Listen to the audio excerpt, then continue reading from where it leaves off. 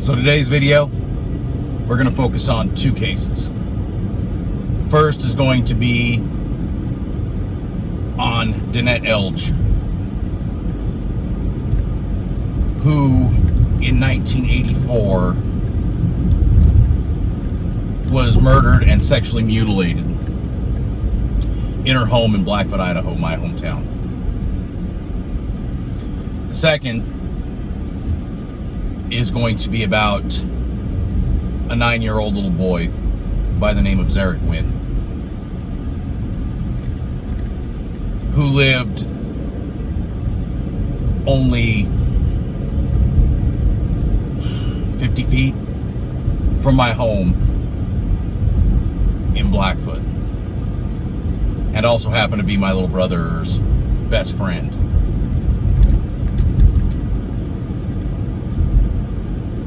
Who was found dead in 1989.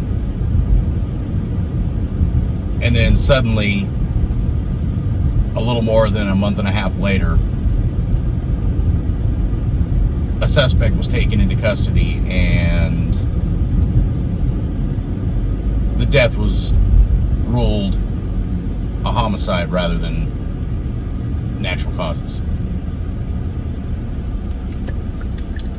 So we're going to discuss both those cases today. And the person responsible for Zarik's murder was one of only a handful of times when the devil made me do it defense was actually ever attempted in Idaho. So come join me today. Both are scary and both are sad.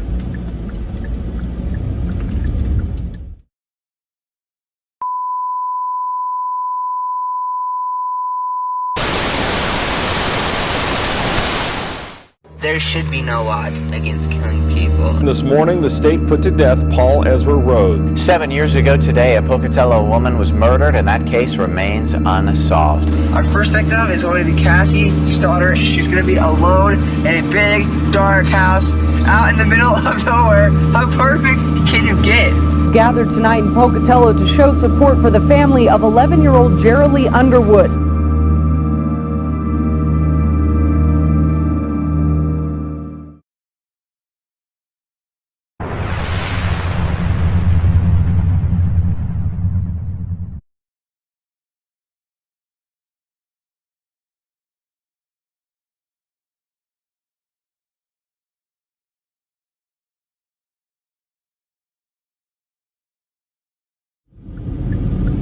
Now, Danette Elge was born in 1952. Grew up very, very, very smart young lady. She was known as friendly, outgoing, and willing to befriend and help just about anybody that she met.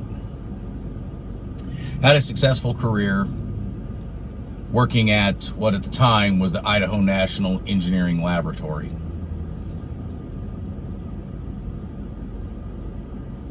In Atomic City, Idaho. She lived by herself, had her own home. She lived by herself in her home, where she would regularly socialize with friends and have friends over and all.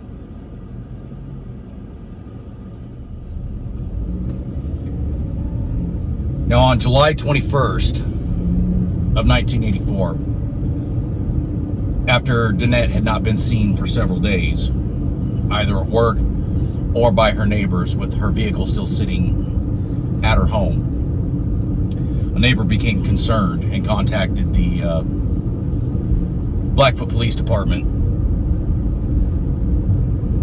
to request a welfare check on Danette.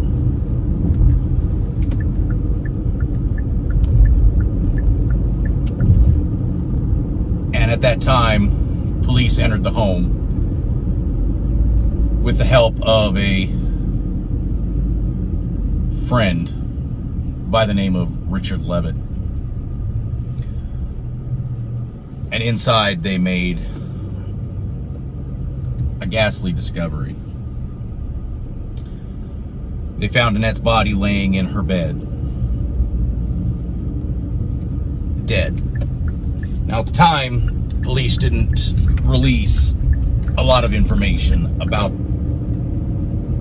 the condition of the body. The only thing that they said was they believed that she had been dead for a minimum of 24 hours, possibly longer. But they wouldn't go any further, but they did say that they were treating it as a homicide. Well, they started interviewing all their friends, all of Danette's friends and neighbors. And it didn't take long for everything to start kind of pointing back to Richard Levitt. The type of vehicle he was seen driving, just a bunch of different things. One of the main key factors was a couple of nights before she was found dead, Danette had actually called the Blackfoot Police Department to report a prowler around her house, attempting to get into her home. And she very clearly states that she believes the individual is a friend of hers by the name of Richard Levitt. When police arrived, the prowler was already gone. Now, there's no information on whether or not Levitt was actually questioned about that incident or not. I can't find anything, but she very clearly states the prowler, I believe, is a friend. His name is Richard Levitt. Well, as more information started coming out, it turns out that Danette had not only been killed, but her sexual organs had been removed. And without going into too much detail, had been played with.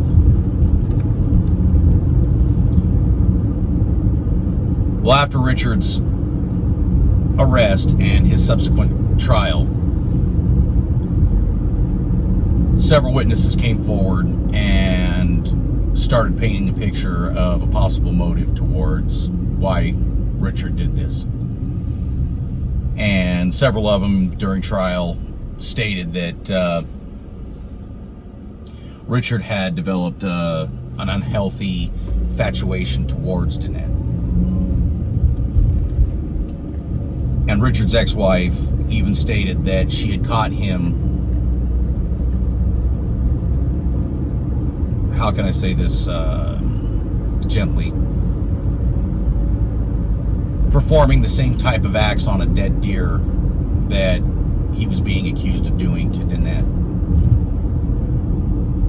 Ultimately, Richard Levitt was found guilty and was sentenced to die, to the death penalty. Now, recently during the research, we also discovered, me and my brother Rob, discovered that his death sentence was actually overturned. And it was actually overturned and was found to be unjust, and a new sentencing was ordered. Unfortunately for Richard, after the sentence hearing happened again, he was found guilty again and was sentenced to the exact same consequence, to death. Now, Danette lived at 1188 North University there in Blackfoot. And we're going to go check out her house right now where she was found.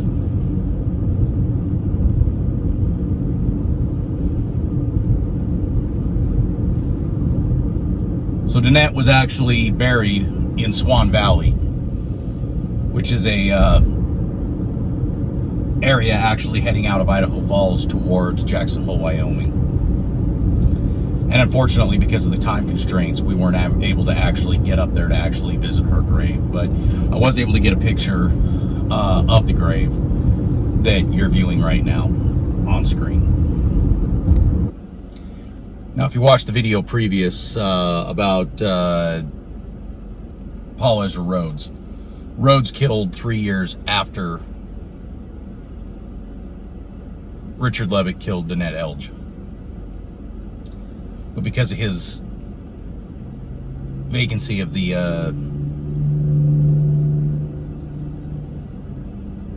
of his death sentence and having to go through it again, he would not die until 7 months after Paul Ezra Rhodes.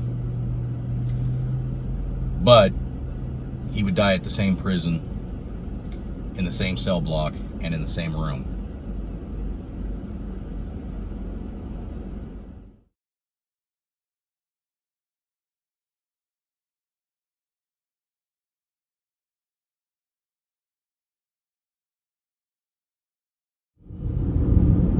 Now, this case is a little bit hard for me to talk about. This one is definitely a little bit more difficult because I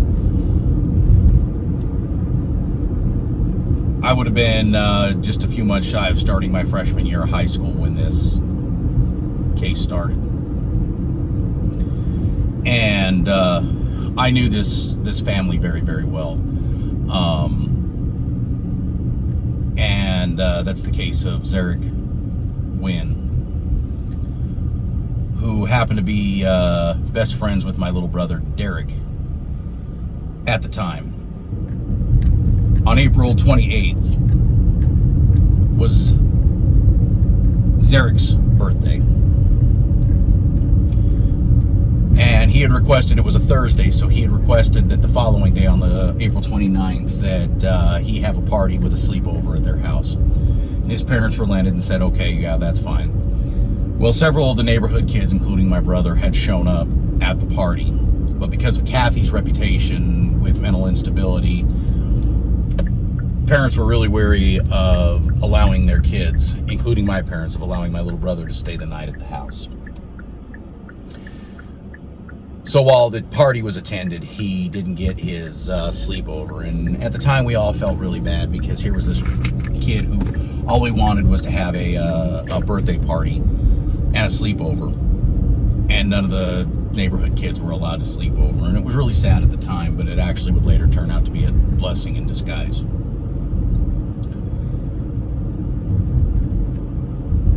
Now, on May 11th, a little more than 2 weeks after his birthday party, Zarek had gone out to play with my little brother Derek, and they were going to go ride their bikes in the dirt hills. But Zarek was complaining of a severe stomach ache and didn't feel like he wanted to play, so he left, and my little brother actually came home because there was nobody else out there. So he actually came home and said, yeah, Zarek wasn't feeling good. So he just stayed in the night.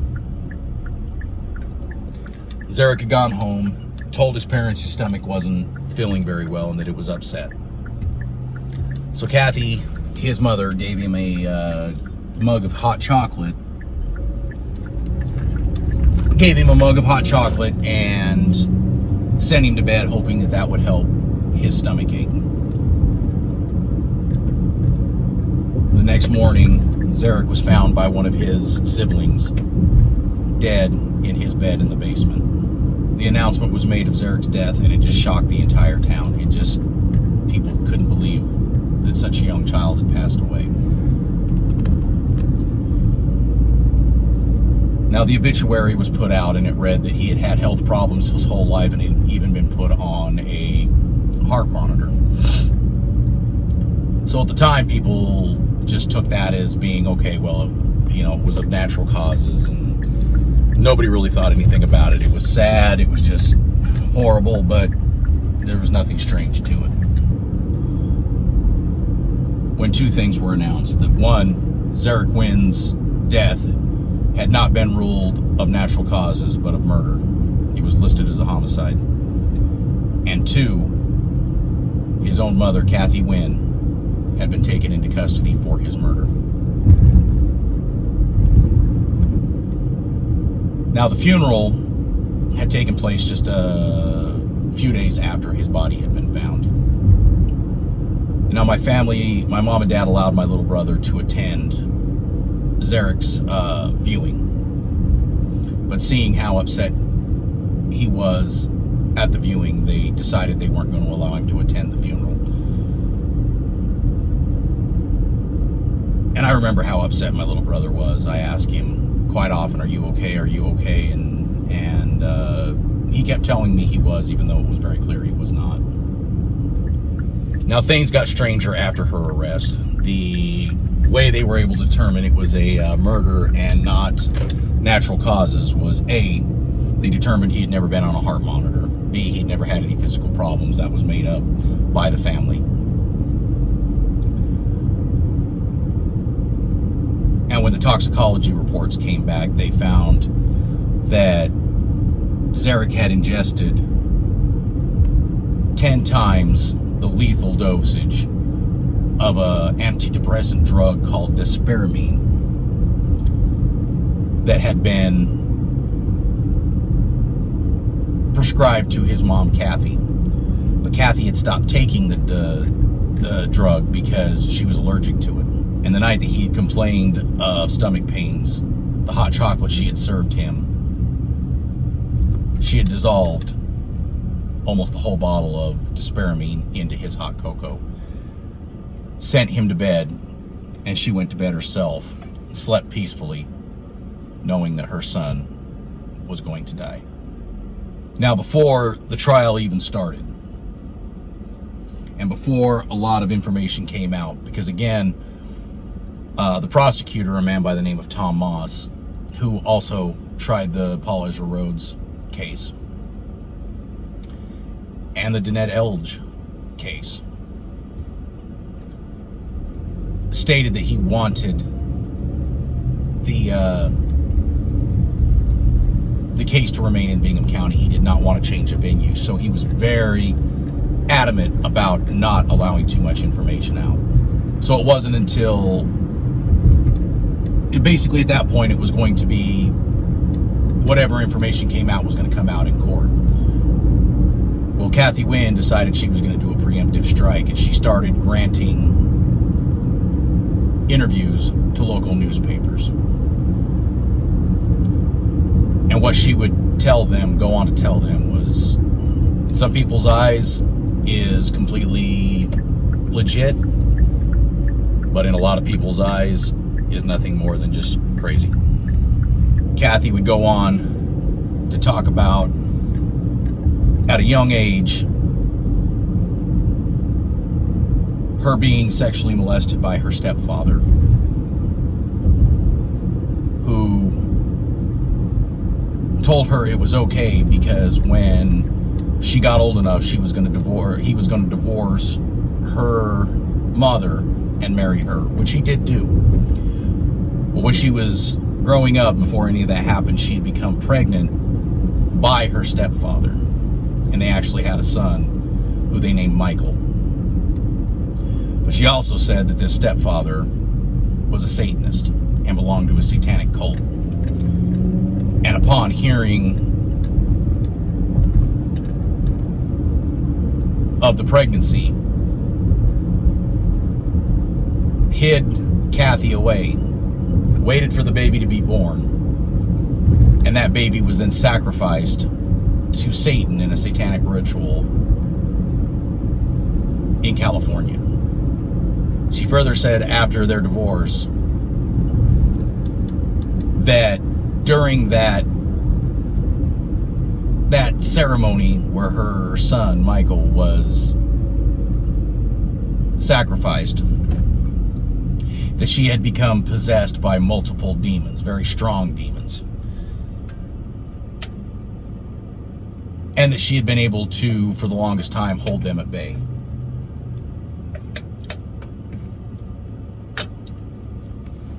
But by the time of Zarek's murder, the demons had become so powerful they had taken over her body.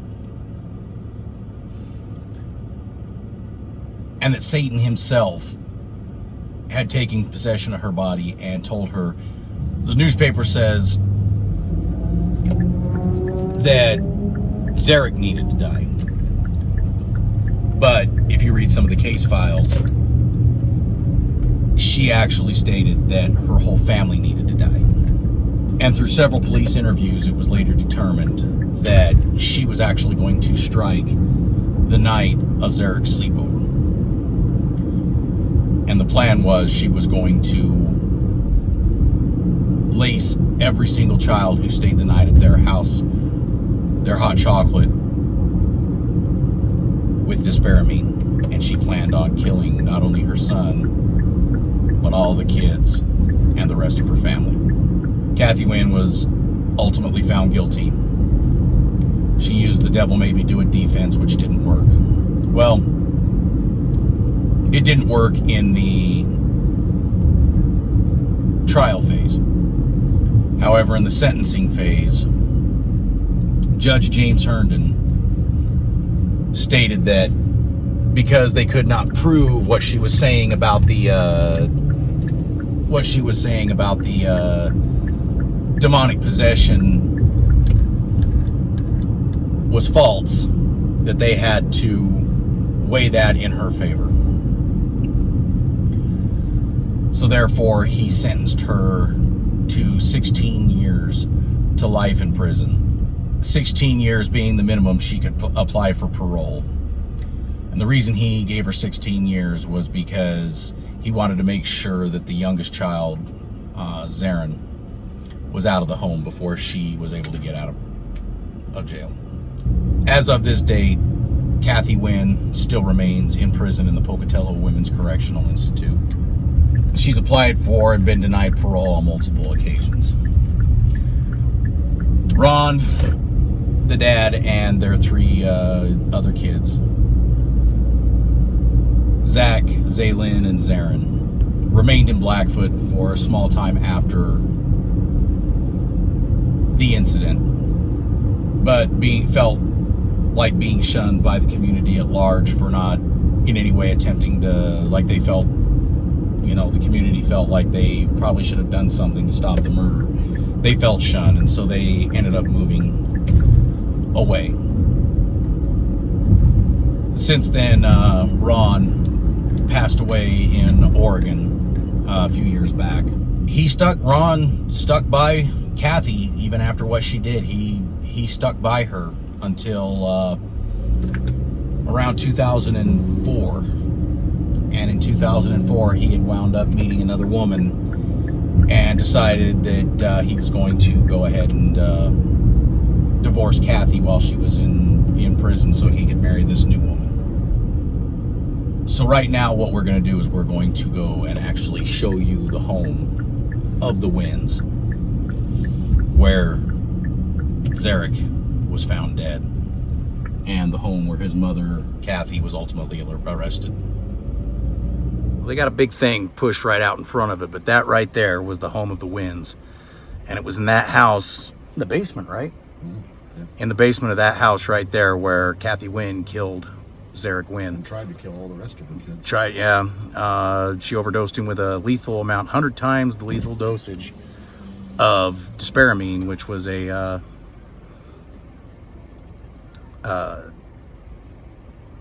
antidepressant.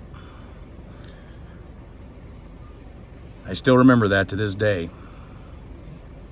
It's crazy. That was a sad day. Remember how upset Derek was? Oh, yeah.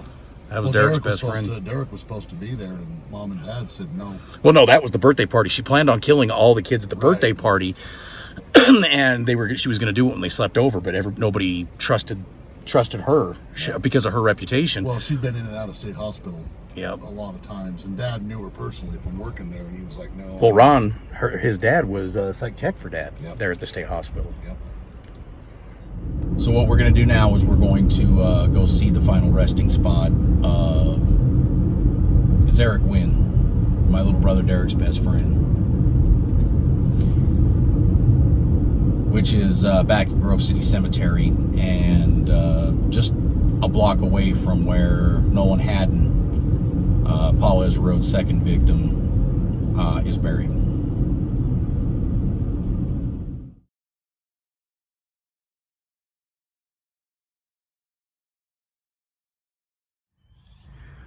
Right here is my little brother Derek's best friend, Zerik Wynn. Killed May 12th, 1989. I still remember this. Just lived right around just down the street and around a corner from us. It was really sad. I remember the day that this happened.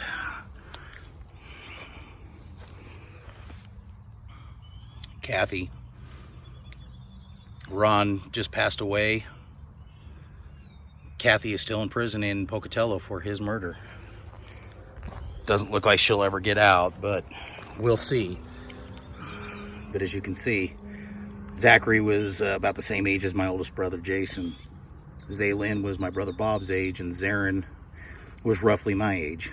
Zarek was my little brother's age. This is really sad.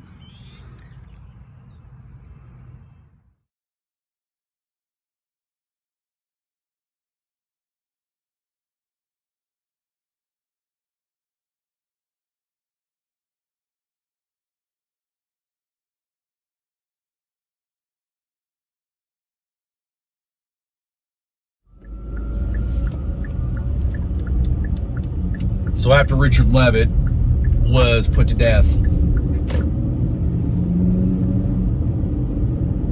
he was, I believe he was cremated. And it just says whereabouts unknown. But if he was cremated, more than likely his ashes were given to his mom or his son, who both still reside there in Blackfoot. Now, for many years, people believed that Kathy Wynn would probably never see the light of day. Well, rumor is circulating now that there is a very good possibility that Kathy Wynn could be released on parole in 2022. So what do you think? Do you think she deserves parole? A lot of people felt that she deserved death for killing her own son. Thank you for joining me today on this case. Cases 2. Next week's video is going to be a narration video. If you saw my video yesterday, you should know. Again, don't judge me. I don't believe I have the narrator voice, but I promised my buddies that I would be the one to narrate this video, those stories. So until then, guys, thank you for joining me. And until then, as always, deuces.